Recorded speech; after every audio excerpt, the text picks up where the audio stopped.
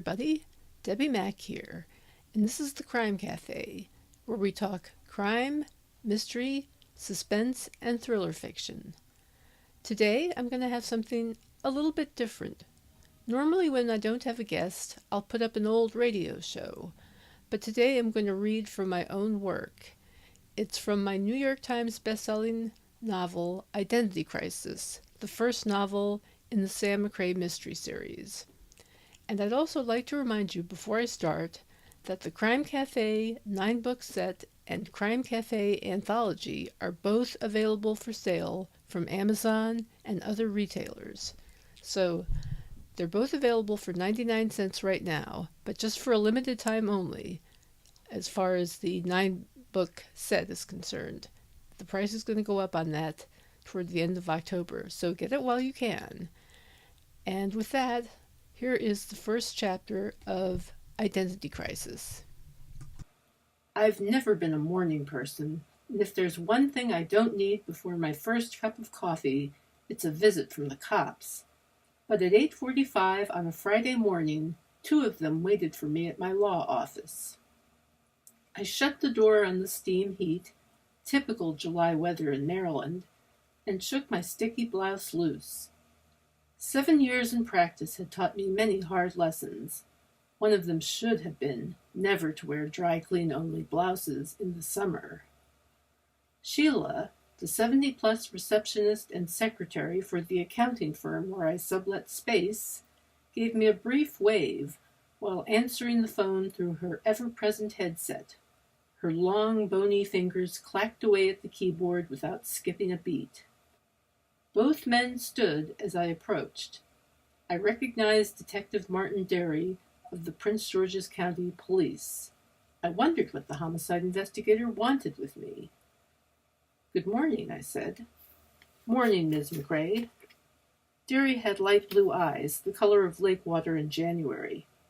"I need to speak to you about one of your clients." Derry's companion was tall and gangly, as if loosely constructed of mismatched bones. His frizzy reddish-blonde hair was short, making his head seem too small and his nose and ears too big. He peered at me with his head cocked to one side, like a pigeon. "Let me have 5 minutes, okay?" Derry nodded, and I trudged up the steps to my office. I didn't have any clients charged with homicide. Since I'd left the public defender's office, most of my criminal clients were yuppies with first-time DWIs or habitual traffic offenders, so I was dying to find out what he wanted. Whatever it was, it could wait 5 more minutes. I went through the daily routine of opening the Venetian blinds, turning down the thermostat on the ancient window unit, and booting my computer. I started a pot of dark roast coffee, placing my mug on the burner to catch it as it dripped out.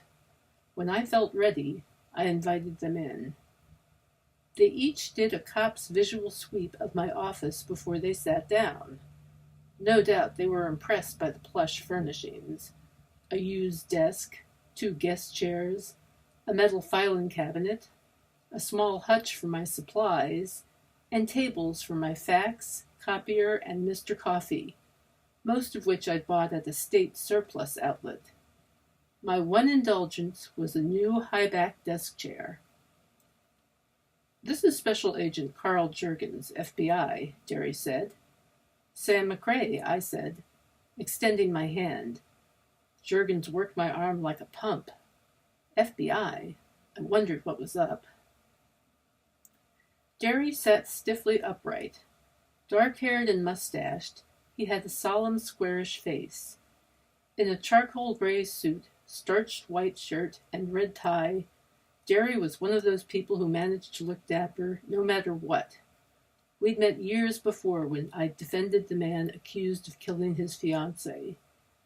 Derry treated me with complete, almost excessive professionalism. I tried to ignore the charged feeling in the air when he was around.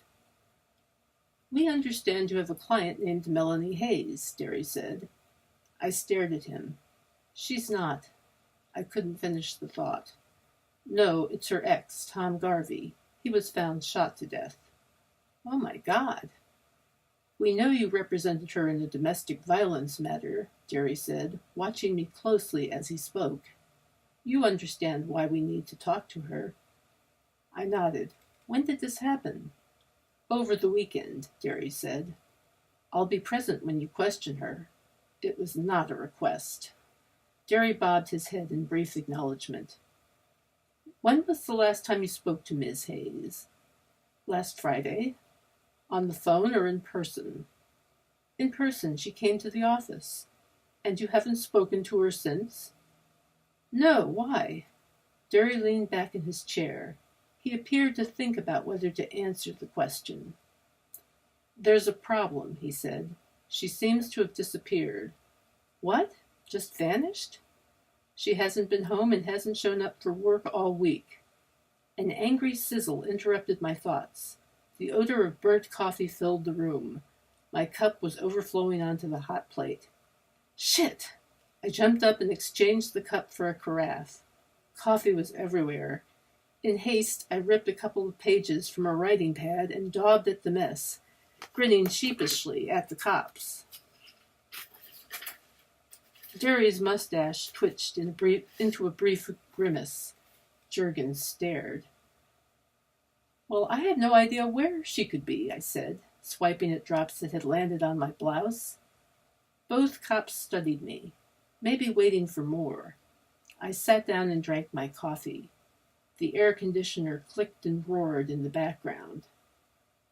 Juergens cleared his throat, leaning forward. Ms. McRae, he said in a gruff rat-a-tat voice, it's extremely important that we get in touch with Miss Hayes as soon as possible. Her life may be at risk. Why? And what's the FBI's interest in this? I looked directly at the bony Fed. Juergens' nostrils flared as if he'd detected a bad smell. From the look in his beady eyes, you'd have thought I was the source. Has your client ever mentioned the name Gregory Knudsen? No. Who is he? What about Christoph Stavros? What about him? I asked, a little annoyed that he'd ignored my question. Have you ever heard the name? Ever? Nope, never ever. Juergens did that pigeon move with his head again. I resisted the urge to imitate him. He said, Mr. Stavros is a sick and dangerous man. It's absolutely essential that Ms. Hayes get in touch with us as soon as possible, for her own safety, if nothing else. Why? I asked. Who is he? Wise guy from New York. The phone rang. I decided to let the voicemail get it. Mafia? What would someone like that want with my client? Juergens leaned back, allowing himself a dramatic pause. Did your client leave anything with you? A CD, maybe? No. And she never mentioned Knudsen. Like I said, no. He nodded, still not looking satisfied. So who is this guy Knudsen? I said. And what's on the CD? Juergens said nothing. Let's get back to your client, Jerry said. Did she ever mention anything about leaving town? Even a hint that she might? I spread my hands in a helpless gesture. Not that I recall. Jerry appeared to ponder my response, then said, I guess we've taken enough of your time.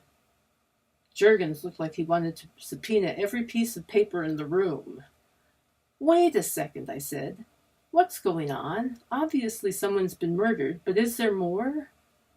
Jerry glanced at Juergens, who remained mute. There's got to be, I said, or why would the FBI be involved? Another look passed between the men. Jerry said, Right now I'm concerned about investigating a homicide. As opposed to what? I wanted to ask. This mobster, what was his name? Stavros? He's also a suspect?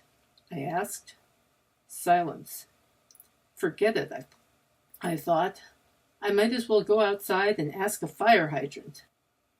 As they stood up, Jerry said, You'll let us know if you hear from Miss Hayes. Of course. Juergens pulled out a business card and thrust it toward me. It said he was with the field office in Baltimore. You hear anything about Knudsen, you let me know, he said in a clipped monotone. Probably picked it up from watching too many reruns of Dragnet. After they left, I checked my voicemail. Someone named Christy from my credit card company had called. I was up to date on my bill, and the message didn't say anything about their great new services. Curious, I dialed the number and connected directly with Christy, who sounded like a college student working the phones during her summer break. "Stephanie Ann McRae?" she said. The credit card was in my full name rather than the acronym I use as a nickname. "I'm calling to confirm your recent application for a line of credit," she continued, sounding as if she were reading from cue cards. "But I haven't applied for more credit." A few seconds of silence. "You haven't? Oh, wow. Have you lost your card recently?" No, I would have reported that." I pulled my purse out of my desk just to check. The card was still in my wallet. "Well, it looks like someone has applied for a credit line in your name," Christy said. "I'm glad we were able to catch this. The amount is unusually large." How large would that be? $10,000. Hope you enjoyed the reading. I'll be back in 2 weeks with my guest, Irish crime author Louise Phillips. In the meantime, check out crimecafe.net, where you can click on the link Crime Cafe and see and hear all of the episodes of the show. Or you can find it on iTunes or Stitcher. Thanks, and see you in 2 weeks.